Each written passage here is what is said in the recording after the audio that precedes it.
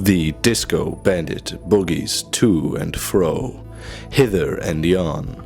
Whence comes he? No man knows. Whither strikes he next? All men live in fear of him and his moxie.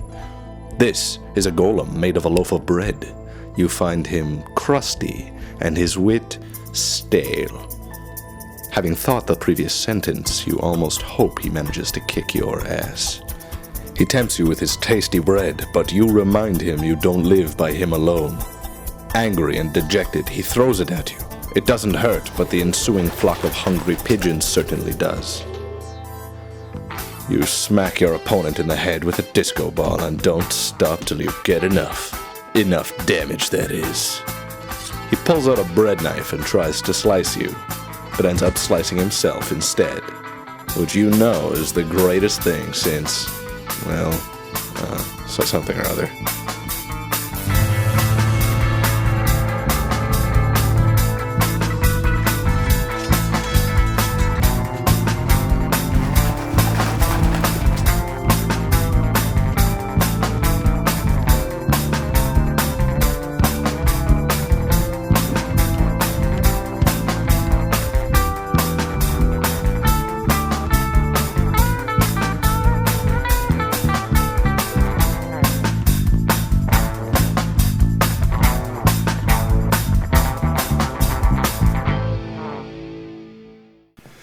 Kingdom of Loathing is, on its most basic level, a multiplayer online role-playing game, which is what all the other smartasses in the office will tell you when you ask them, what does Kingdom of Loathing mean to you? Kingdom of Loathing is, well, obviously it's a browser-based adventure game, which is probably what every smartass in the office will say. Kingdom of Loathing is a parody of a game, or a game of a parody, online, on the internets. Imagine a game where everyone is very, very skinny.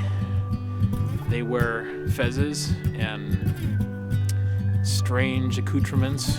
It's just sort of a phenomenon that's spiraled out of control from its humble beginnings as a part-time project of Zack's to pass his time while he was at work to the sort of monstrosity with 8 employees and hundreds of thousands of players. It started out as a joke, and the game got kind of built into itself. I think it's just a way for all of us to make fun of the things that we love. It's not for everyone.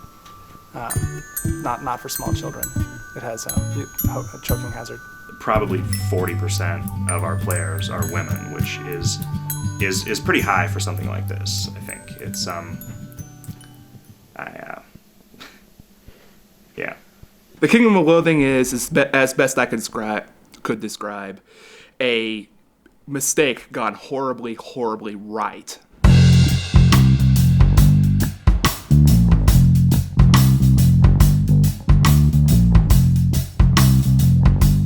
So this is the asymmetric home office in Mesa, Arizona. Front door with a no soliciting sign. That's Xenophobe put that up because he didn't want the Mormons showing up, which they do over and over and over again. As a kid, when I'd kind of thought about whether or not it was plausible to sort of work making video games. I mean, it was obviously I think something that everybody who plays video games when they're a kid wants to do.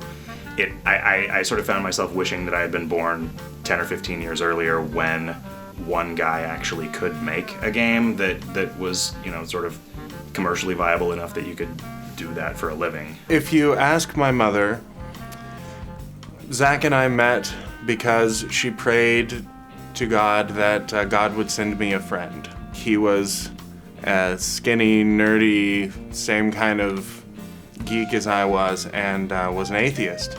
So, of course, the perfect person for God to bring into my life. We met each other in the cafeteria in sophomore or junior year of high school and realized that we were next door neighbors. We bonded over sharing the nerd table with a bunch of guys. We wrote awful role-playing games and we all sat and played them, and then we got expelled from the nerd table due to an argument over one of those games. And we just started hanging out together since we lived next door. We were always kind of trying to impress each other by being clever and being funny, and it wasn't enough to just, hey, how's it going? Because, our lives were kind of boring. That was kind of the beginning of developing a style that is kind of interchangeable between the two of us, because we worked on this whole sense of humor together. So what we've got is then the Fonz, played by Harvey Keitel, being stung by the Hulk's weighted bees. And that's what you have to say in the mirror 3 times. That actually would be funny though, just to have the monster's name be some long, incredibly long thing. It wouldn't fit on the body.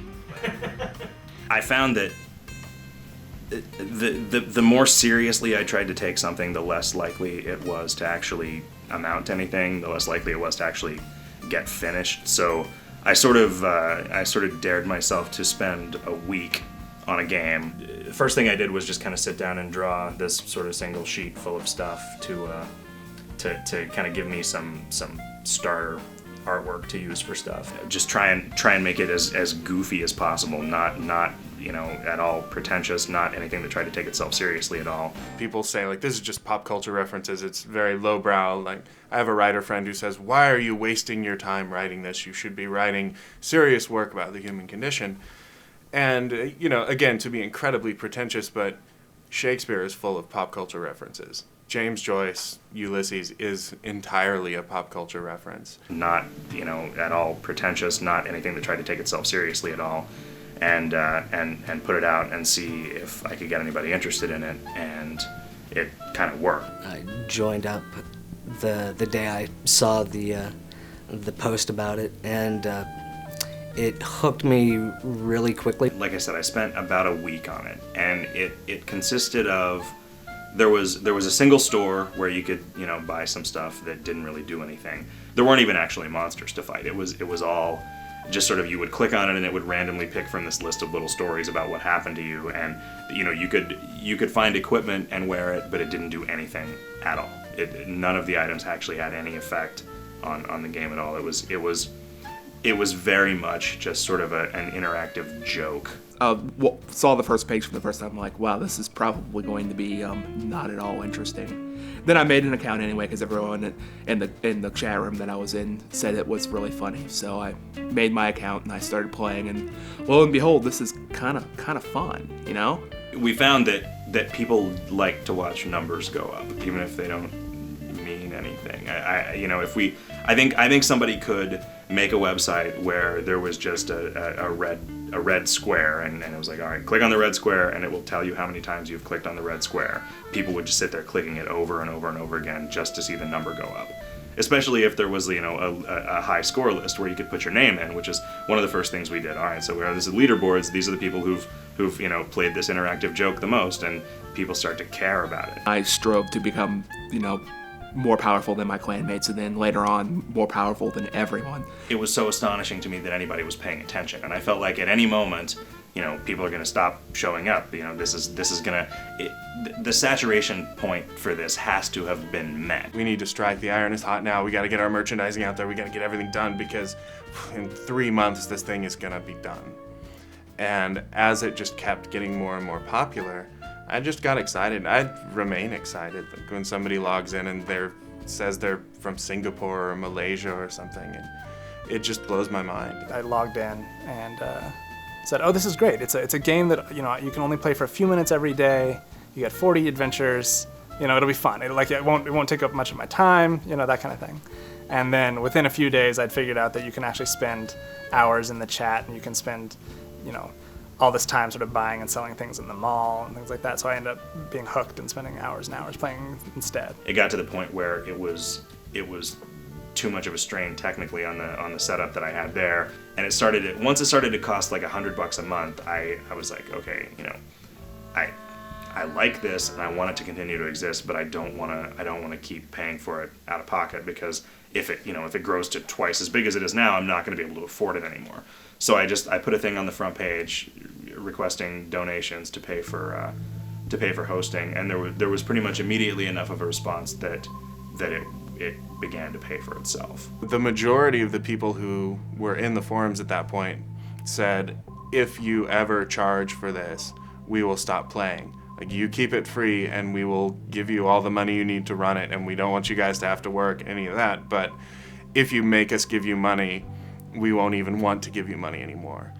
So it really does seem like the only reason that we've brought in this much income is that we've kept it optional. There was enough money for me to quit my job for a long time before I actually did, but I had a hard time convincing my mom that it was a good idea. Not that she was going to stop me or anything. I don't listen to what my mom says, but I listen to what my mom says. I like my mom. The process of starting out working on this for free, to having it become beer money, to having it become student loan supplemental, to relying on it for my sole source of income was slow enough that it didn't get terrifying. That's when it kind of got to the point where it was like, okay, now we're actually making enough money to constantly upgrade the hardware to meet the new demand as people come in, to hire people to do the stuff that I no longer have time to do. I'm one of the writers for the game. I've also sort of become the unofficial puzzle creator. I've been fulfilling sort of a secondary programming role. I tend to take on what I like to think of as the bitch work. I do a fair amount of bug tracking, play testing kind of stuff. I offered them kind of a weird setup. They basically, I offered them like half of what I felt was a reasonable salary for being employed half-time, but also, you let them live here for free. So it was more like setting up a commune than setting up a corporation. Someday we'll buy the Overlook from The Shining, and I can remove all the bathtubs. And all we can do is work and not play. It's true. And just get duller and duller and duller. We were sitting up in Zach's office, and it's just sort of worked. I think the idea was the string quartet. So there's a string quartet in the ballroom that when you approach them, they give you get a choice adventure that's like play this song, play this song, play this song, or don't play anything. Or ask them to stop their infernal racket. Ask them to stop playing if they're that it's actually an infernal racket. They can be Stop this infernal racket. Get me off this crazy I used to game. play tennis with an infernal racket, and my balls kept catching on fire. Knowing how I felt at jobs where I was working for assholes who didn't care about the morale of their employees, I know that people are more productive when they're happy and don't feel like they're being taken advantage of, and I feel like that's a lot more important than a lot of people realize. It's bizarre. Like most companies are struggling to come up with like the next big thing. We have like the next 30 big things, sitting in the closet, and we're just trying to like have sort of a reasonable amount of time to sort of make sure that they're really polished and that kind of thing. It's sort of a strange situation. It has been strange to see the different types of people that play this game, and it's unusual that we have a large percentage of women playing the game. We have people who are 12 years old and people who are 65 years old playing. And we really don't know why. A lot of the girls that randomly start playing comment on that. I think this sort of like cute factor is one of the things that gets a lot more women playing this than play a lot of other games.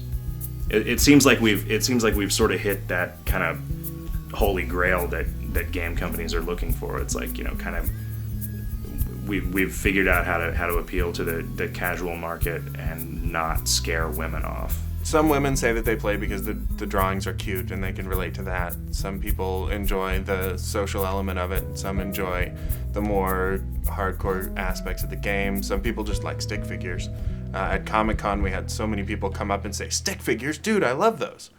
So we have the stick figure fans. We got that market sewn up. A couple of times a week, we do a radio show on the sort of unofficial Shoutcast station that fans run, where we sort of take questions from fans and just BS back and forth. Ultima Wraith says, just wanted to commend you on having an item called Miner's Pants and not making a pedophile joke. That's only because we didn't think of it until just now. Thanks. Thank you indeed. There's bloody clown pants in the game. Yeah. Bunyip Andler says, isn't it true that you can say that something is gay without saying that it's bad? For example, I asked my friend what his favorite color was, and he said lavender. Now that's pretty gay, but it's not bad. See, I've never really felt that there was anything wrong with saying, like, that's really gay to mean that it's bad or retarded. Say retarded also. Not saying that there's anything wrong with retarded people, except that they're retarded. If I say, wow, that's totally gay, I'm not thinking, wow, this is the kind of thing that some bastard homosexual would use right before I implement my genocide plan on homosexuals that I've been working on for the last 20 years. It kind of just doesn't have anything to do with that interpretation. Wow, you were of the pretty word smart gay when you anymore. were 10. Well, I was ambitious. I wouldn't say that I was smart. I was. You should have seen the plans I drew up. It was really just not going to work. So in the game we have a chat like most multiplayer online games do, but in order to get to our chat, you have to go to the altar of literacy and speak with the ghost of the English language, and be able to differentiate between, for example, your meaning belonging to you and your meaning you are, ITS, IT apostrophe S. And so there's some basic level English stuff. Seeing in our chat in the early days people come in and say, I know wouldn't want to live to Maz, and just the numbers and letters instead of words. And we thought that we could be one of the final people standing against the rising tide of illiteracy that kind of sweeps through online. And it made me happy to see that most of the people who started playing the game seem to appreciate that. When I first started in the game, I was handed a little quarter-sized card that said Kingdom of Loathing and Adventurers U by this long-haired hippie guy who you know as Jick. When I came time to put the actual currency in the game, I realized that I hadn't drawn any coins or bills of currency or anything, but I did have this stake. In Kingdom of Loathing, the basic economic unit is a dirty squeaky toy. No, it's meat. And meat, while it cannot be eaten in the kingdom, basically forms the financial backing of the entire economy. So that kind of just became the meat as currency phenomenon. And then what you do with that meat is you invest it in various other items. It's just like real life. The eBay stuff is crazy too. The fact that people are paying each other real money for the currency in the game. The fact that there are people selling items to one another, individual items that are just something that they found off of this sort of imaginary monster in this imaginary world that they're selling to each other for hundreds of dollars on eBay. Someone ran the numbers for me once, and they said that if I sold my account on eBay, that it would be worth around $40,000, which is tempting at times. But I still enjoy the game enough that I won't go that route. Most expensive games. It's one of the most expensive games I've ever played, but it's also, thinking about it, it's one of the most profitable games I've ever played, because I have learned a lot of things about people. I have made a lot of really great friends, and I get to go to really cool parties, and that is valuable to me in ways that money is not. I never met anybody in real life that I had met on the internet before I started working on this, and I was sort of creeped out the first few times I would go to some place where a bunch of players were getting together, because I was like, I what kind of weirdos are having like some meeting because of something on the internet. But they with very few exceptions, everybody is decidedly non-creepy and cool. Everyone I've met from Kingdom of Loathing has been just really great people. I have no problem with bringing 100 of them into my house to party, because they're good people. They're not gonna steal stuff. They're not gonna break things. They're not gonna bring the police here, except that they did last time. The police actually showed up and busted up the last party I had at con, so. I got pretty much too drunk to talk on the first Friday night of this con, and had to be hauled home. So I was kind of nervous about everybody showing up, and I forgot to eat, but I remembered to drink. That worked out okay. Yeah, definitely. It's not con unless I'm up at 9 a.m. hungover trying to set up a barbecue in the blazing Arizona sun. I decided just kind of on a lark, like, hey, we're gonna have a party here, so anybody who wants to come should come here. And that was it. There were maybe 30 people there, maybe 10 of whom actually came in from out of town. But one of the people who came in was a player named Phoenix, whose name is Aaliyah, who I eventually married earlier this year. It was weird. I met her there, and I think I guess she was 18, but I thought of her as just being some 16-year-old girl, and I talked to her a little bit, and I met her there. But I just kind of stayed in touch with her through the game over the next couple of years, and then we just kind of stayed in touch and ended up getting together, and she moved out here, and then we got married. This is the one. My wife makes fun of that picture. Just says that the quality of the artwork there is so much worse than anything else that I've done in the game that I should be ashamed of myself. I have this sort of unfortunate tendency to become involved with communities that I spend a lot of time in, and I didn't want to do that here because I felt like college was more important. So up until that point, I had sort of made a reputation for myself as an asshole in the game. I frequently attacked other players in chat and refused gifts and refused buffs, and it's just this sort of a calculated personality to keep me from becoming important. And as you might have guessed, it's sort of backfired. It's a very close-knit and very intelligent community, and it's just become, well, it sounds cheesy to say it, but it's like a big family.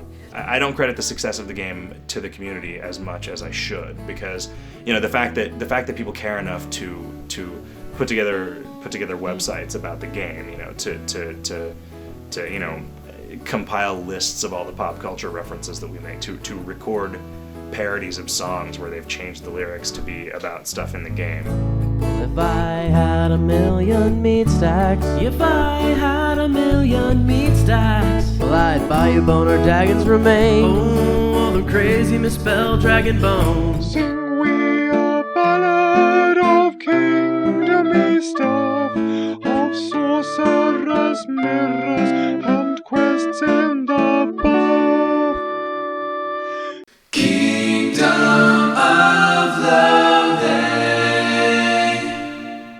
The elemental sorcerer's got my back. Elemental sorcerer's got my back. And the council keeps me right on track. The council keeps me right on track. I got lots of stuff here in my sack. I got lots of stuff here in my sack. I've got an knock on firecracker. I've got an firecracker. Kingdom of Loathing. I've got an goblin firecracker. By and large, I've been amazed and impressed by the Kingdom of Loathing players. The reason why I keep going to the meetups that people throw is I just love meeting these guys. So yeah, by and large, I like them a lot. Some of them are scary, but I don't think many of them are evil. It kind of has become sort of every aspect of my life, I guess. I'm not. Well, I sort of always. If you ask my wife, she'll say that I am kind of always working. Even when I'm at home, I'll get up from whatever I'm watching on TV to like check the forums to make sure everything's okay. And I'm just sort of like everyone that I hang out with, everybody that I interact with on a day-to-day basis is either somebody that I've met and started working with through the game, or somebody who is at least somebody that I knew before who's intimately involved with it now. So it's become sort of more than a hobby and more than a job. It's kind of a way of life, I guess. Just scary to think about. I wouldn't say that it's going to save lives or change the world, but I do think that if I had been, say, 12 years old when I encountered Kingdom of Loathing, I would have just loved to know, like, there are other people out here who are into Star Wars and they might be giants and all of the weird, geeky stuff that I'm obsessed with. And like Zach and I always joke, if we could go to a high school or a college or something, we would say, this is what being a nerd gets you. It's great. It's the most incredible job I could possibly imagine. I wake up and I'm like, wow, I draw stick figures and write stupid jokes for a video game, and that's what I do for a living. I gotta be careful with this because this doesn't seem like the kind of thing that should be possible, or at least it shouldn't be easy. So I need to make sure and take care of the people that make it possible. The biggest mistake of my life, or the dumbest thing I've ever done, turned out to be the most interesting thing I've ever done, and the most incredibly satisfying and fulfilling than what I've ever done. I think that Kingdom of Loathing is going to be in development for as long as people are playing it and people are enjoying it enough to donate. We'll keep doing it, and people will stay excited about it as long as we are, and then we'll move on to another game, and we'll do that. Or Google could offer to buy us for $1.6 billion, and we wouldn't sell out for any cheaper than that, maybe $1.5 billion. So if you're out there and you've got the $1.5 billion, we might take that. But otherwise, we'll just keep working on it.